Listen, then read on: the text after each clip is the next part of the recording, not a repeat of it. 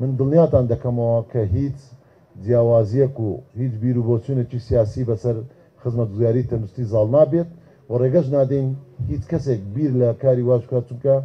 خزمەتگوزاری تەندروستی هیچ پەیوەندی بە کێشە و گرفتی سیاسی نییە و کێشە و گرفتی جیاوازی هیچ بە هیچ شێوەیەک لە هیچ شوێنێ چێرەی کوردستاندا بەبێت جیاوازی، چونکە ئەمە مافی نەخۆش و مافی هاوڵاتیە. وەزارەتی دارایی ڕاست پێدراوە بە بڕیاری دوژمنی جیران کە ئەم کێشەیە چارەسەرکە بە تایبەتی لە سنووری شاری ئیسلامیانی بۆ ئەوەی دەرمان و پێداویستی پزیشکی لەوە زیاتر تووشی کورتهێنان و نەمان نەبینەوە. و لەگەڵ وەزارەتی تەندروستی عێراق فیدراڵیش لەسەر هێڵین و ڕێککەوتنی باش و کۆمەڵێک